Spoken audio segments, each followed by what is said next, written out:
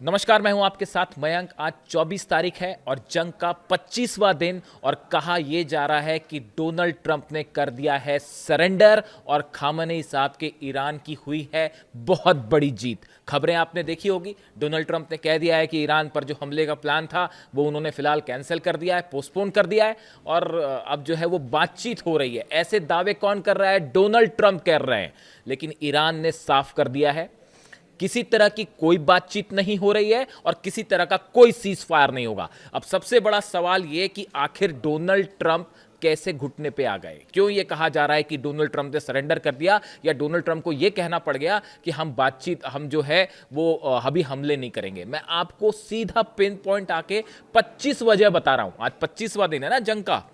Khamenei साहब की जब शहादत हुई थी उसके बाद से लेके आज तक 25 दिन हो चुके हैं और 25 कारण गिनाता हूं मैं आपको पॉइंट टू पॉइंट कि क्यों ट्रंप ने जो है वो हमले का प्लान टाल दिया और क्यों जो है वो सीजफायर की बात करने लगे हैं ट्रंप, और कैसे ईरान की 25 जीत हुई है। गिनते जाइए। नंबर 1, ईरान के टारगेट पर थी अमेरिकन नेवी। अगर हॉर्मुज में एंटर करते तो खबरें आ रही थी कि अगर अमेरिकन कमांडोज हॉर्मुज पहुंचते तो ईरान की सेना की तरफ से वो पलटवार होता कि बड़ी कैजुअलिटी होती अमेरिकन सोल्जर्स की। पहली वजह। दूसरी, हॉर्मुज में सब तरफ माइंस बिछी हुई है और शायद और माइंस बिछाने की धमकियां दी गई ईरान की तरफ से कि अगर ऐसा लगता है कि आपकी फोर्सेस आएंगे तो हम और माइंस बिछा देंगे। यानी किसी भी तरह का नेवल ऑपरेशन इस पूरे इलाके में शुरुआत होने के पहले ही यह तय था कि वो कैंसिल होने वाला है, वो फेल होने वाला है। बात नंबर 2। बात नंबर 3, तीसरी बड़ी जीत मान लीजिए ईरान की, या तीसरी बड़ी वजह क्यों डोनाल्ड ट्रंप पीछे हट गए। 6 लाख ईरान के सैनिकों ने घेरना शुरू कर दिया था हॉर्मुज को और तैयार बैठे थे कि आप आइए और उसके बाद देखते हैं क्या करते हैं आपका हाल। तीसरी वजह। चौथी, ईरान ने धमकी दी थी कि अगर आपका यहां शुरू हुआ ऑपरेशन हॉर्मुज में तो हम पूरे हॉर्मुज को पूरी तरह से बंद कर देंगे। अभी तो फिर भी कुछ जहाज निकल जा रहे हैं, जो ईरान की फ्रेंडली कंट्रीज हैं उनके जहाज निकल जा रहे हैं। ईरान ने कहा था हम पूरी तरह से बंद कर देंगे। चौथी बड़ी वजह। पांचवी बड़ी वजह देखिए, ईरान की तरफ से साफ संदेश था अगर आप हमारे तेल के कुओं पर या हमारे गैस स्टेशन पर हमले करते हैं तो अरब के जितने तेल के कुएं हैं वो सब सुलगेंगे, सब पे खुर्रमशहर 4 और फतेह 2 बरसती। ये वजह है पांचवी। अब छठवीं देखिए, ईरान की तरफ से साफ कर दिया गया था अमेरिका ने हमला किया गैस ऑयल फील्ड पे तो जितने पानी के रिसोर्सेज हैं अरब में, चाहे सऊदी में हो, चाहे यूएई में हो, चाहे जॉर्डन में हो, चाहे कतर में हो, चाहे कुवैत में हो, सब के सब तबाह कर दिए जाएंगे और एक एक बूंद पानी को तरस जाता पूरा अरब। इसके अलावा अमेरिकी कंपनियों पर हमला। अरे नंबर तो गिनिए, जीत तो गिनिए, कितने हो गए? 1 2 3 4 5 6 7वां। हाँ, 7वां पॉइंट, 7वीं जीत। गिनिए गिनिए, जरूरी है गिनना। अमेरिकी कंपनियों पर चुन चुन के हमले की प्लानिंग थी ईरान की। जितनी मल्टीनेशनल फर्म्स हैं, चाहे यूएई में हो, चाहे दुबई में हो, अबू धाबी में हो, सब जगह पूरे अरब कंट्रीज पर निशाने पे ईरान के मिसाइल्स के निशाने पे थी मल्टीनेशनल फर्म्स और सब कंपनियां दबाव बना रही थी डोनाल्ड ट्रंप पे, अमेरिकन एडमिनिस्ट्रेशन पे कि बंद करिए इस जंग को वरना हम तबाह हो जाएंगे। 7वीं वजह। 8वीं, इजराइल के जितने परमाणु ठिकाने हैं वो सब के सब निशाने पर थे। डिमोना पर वार्निंग शॉट दिया गया था। जो मिसाइल्स फायर की गई थी, 7 मिसाइल्स जो डिमोना में फायर की गई थी वो वार्निंग शॉट थी और अगली बार उस सेंटर के ऊपर मिसाइल गिरती और उसके बाद क्या होता आप अंदाज लगा दीजिए, कितना बड़ा रेडिएशन होता और कितनी बड़ी तबाही होती।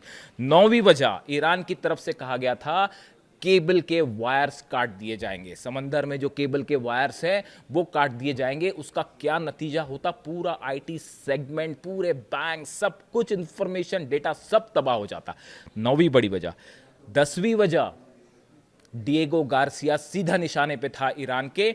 ईरान जब चाहता, देखिए 2 मिसाइल्स, ये भी कहा जा रहा है कि 2 आईआरबीएम फायर की गई, वो भी वार्निंग शॉट्स थे। अगर एक, वो तो 2 ही फायर की गई, अगर मान लीजिए एक साथ 20 मिसाइल्स फायर करते हैं तो फिर किसको किसको इंटरसेप्ट करते, और फिर डिएगो गार्सिया का क्या होता है। 10वीं वजह। 11वीं वजह, लंदन और पेरिस भी निशाने पे थे। ये डर सता रहा था, नेतन्याहू खुद बोल चुके थे कि भाई ये तो लंदन और पेरिस पे भी हमला कर देंगे। वो लंदन, इंग्लैंड ने भेजी थी अपनी सबमरीन, जो उसको लेकर बड़ा भयंकर गुस्सा था ईरान की सेना में। जो सबमरीन भेजी गई अरब सागर में जो है इस समय, उसको लेकर गुस्सा था कि अगर जो है इस सबमरीन से टॉम हॉक फायर की गई मिसाइल्स तो नतीजा होगा लंदन भी निशाने पर होगा, पेरिस भी निशाने पर होगा और बर्लिन भी निशाने पर होगा। 12वीं वजह, रेस्टोरेंट्स और होटल्स निशाने पर थे, पूरे अरब में, पूरे इजराइल में, पूरे मिडिल ईस्ट में। 12वीं वजह, 13वीं वजह, आईसीबीएम का खतरा सताने लगा था। ये कह रहे थे एक्सपर्ट कि कहीं ऐसा ना हो कि ईरान आईसीबीएम फायर कर दे और लेने के देने पड़ जाएं, इसीलिए ट्रंप को पीछे हटना पड़ा। 14वीं वजह, पूरे बैंक्स खतरे में थे, दुनिया भर के, पूरे मिडिल ईस्ट के बैंक्स तबाह होने का मतलब समझिए, इजराइल के बैंक्स तबाह होने का मतलब समझिए, पूरी इकॉनमी ठप। 14वीं वजह। 15वीं, शेयर बाजार जो है वो हाहाकार मचा हुआ था। शेयर बाजार में क्या, अमेरिका से लेके एशिया से लेके ईस्टर्न कंट्रीज से लेके सब तरफ शेयर मार्केट में हाहाकार मचा हुआ था और ट्रंप एडमिनिस्ट्रेशन पर दबाव था, अरे भाई कुछ तो करिए वरना सब तबाह हो जाएगा। और इसी की वजह से जब ट्रंप का बयान आया तो देखिए आप शेयर मार्केट ऊपर आने लगे। वो भी दबाव था ट्रंप के ऊपर कि भाई शेयर मार्केट खराब ना हो जाए कहीं। 16वीं वजह, प्रॉपर्टी के दाम धुआं, मतलब ऐसा लग रहा था कि सब कोलैप्स हो जाएंगे।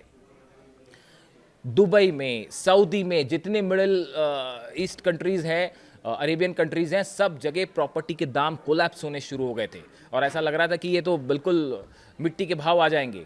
वहां से दबाव आना शुरू हो गया था डोनाल्ड ट्रंप के ऊपर कि भाई ये सेगमेंट क्या होगा। 17वीं वजह, फर्टिलाइजर्स के दाम आसमान छू रहे थे। पूरी दुनिया में जो फर्टिलाइजर आता है उसका 60% हिस्सा जो है वो हॉर्मुज से होकर गुजरता है और वहां से जहाजों के ना निकलने से पूरी दुनिया के एग्रीकल्चर पर इसका असर पड़ने जा रहा था और फर्टिलाइजर्स की सप्लाई रुक जाती।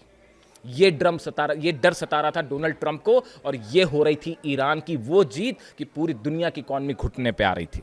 18वीं बड़ी जीत ईरान की, और या ये कहें कि ट्रंप के झुकने की 18वीं वजह, पूरे इंटरसेप्टर मिसाइल्स खत्म होनी शुरू हो गई थी अमेरिका की और इजराइल की। जब इंटरसेप्टर मिसाइल्स ही नहीं देखा आपने किस तरह से हमले हुए, डिमोना पे रोक पाया।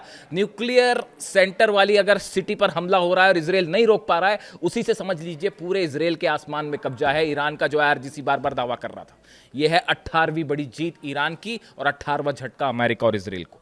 19वीं बात कर लीजिए आप, डिफेंस सिस्टम, जिस बड़े बड़े डिफेंस सिस्टम के दावे हुए, थार्ड के, पेट्रियट के, आयरन डोम के, एरो के, डेविड स्लिंग, सब के सब तबाह हुए। इनके ऊपर मिसाइल्स गिरी हैं, यानी जो डिफेंस सिस्टम का जो दम भरा जा रहा था वो डिफेंस सिस्टम धुआं कर दिए ईरान ने। ये 19वीं वजह है जिसके कारण डोनाल्ड ट्रंप पीछे हटे और ईरान की 19वीं जीत। आगे आइए और बढ़िए, जेरल्ड और अब्राहम लिंकन, ये दोनों जहाज एयरक्राफ्ट करियर जो है उनको पीछे हटना पड़ गया।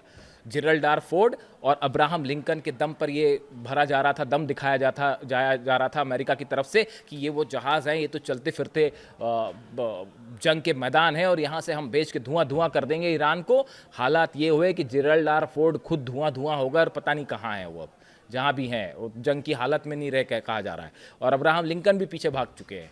तो ऐसे हालात में ये जो एक हवा था वो पूरी तरह से खत्म हो गया। 21वीं वजह पर आइए, अमेरिकी जेट बुरी तरह से तबाह हुए। आप देखिए 16 के तो दावे हो रहे हैं, जो 17 एक वहां भी तो गिरा है F-15, एक और गिरने की तस्वीरें सामने आ गई हैं। तो आप 17 पकड़ लीजिए, 17 अमेरिकी जेट तबाह हैं। ये तो वो हैं जिनकी जानकारी है, और दावे तो ये हो रहे हैं कि इसके अलावा कई जेट्स जो हैं वो तबाह हो चुके हैं अमेरिका के। 21वीं वजह, इतनी बड़ी एयरफोर्स को नुकसान के बाद जंग करना क्या मुनासिब है? सवाल ही नहीं उठता। आगे बढ़िए, 22वीं वजह, इतना भयंकर खर्चा हो रहा है अमेरिका का, अरबों डॉलर्स। जब आप और हम बात कर रहे हैं इस वीडियो के दौरान मैं जितनी देर का वीडियो बनाऊंगा उतनी देर में ही पता नहीं कितने करोड़ डॉलर्स जो हैं वो फूंक देगा अमेरिका यहाँ पे अपनी सैनिकों की जान बचाने में और अपने मिसाइल सिस्टम के ऊपर। इसके अलावा आप 22वीं वजह पे आइए, सत्ता परिवर्तन का जो ख्वाब देख रहा था अमेरिका वो पूरी तरह से फेल हो गया। अली खामेनी साहब को शहीद किया, उसके बाद ये सोच रहे थे कि शायद ईरान की सत्ता गिर जाएगी, वहाँ के लोग हार जाएंगे। कुछ भी नहीं हुआ, ऐसा कुछ भी नहीं हुआ। ईरान के बच्चे ने जवाब दिया कि हम अमेरिका से नहीं डरते, हम दुनिया में किसी से नहीं डरते, सिर्फ खुदा के आगे झुकेंगे और किसी के आगे नहीं झुकेंगे। यानी कि सत्ता परिवर्तन का जो प्लान था वो मतलब पूरी तरह से फेल हो गया। इससे बड़ा मिसकैलकुलेशन नहीं कर सकता था अमेरिका। 24वीं वजह, अब ये डर सताने लगा है कि कहीं अमेरिका में घुसकर हमले ना हो जाएं। अभी भी ये बात साफ नहीं है। वो हकीकत जो कल न्यूयॉर्क में जो हुआ, प्लेन से टकरा गया वो ट्रक, अभी भी उसको भी लेकर जो है कहा जा रहा है कि अमेरिका की तरफ से कहा गया है तो हादसा था, अभी भी सच्चाई नहीं पता। उधर इंग्लैंड में जो है वो यहूदियों पर हमले हो रहे हैं। इसके बाद हालात ये है, अगर आप इराक की बात करें, मैं आपको इराक की एक जानकारी देना चाहूँगा। इराक में जो एम्बेसी है अमेरिका की, उस अमेरिकी एम्बेसी को घेर के खड़े हुए हैं ईरान के समर्थक, जो मिलिशिया हैं वहाँ पे वो।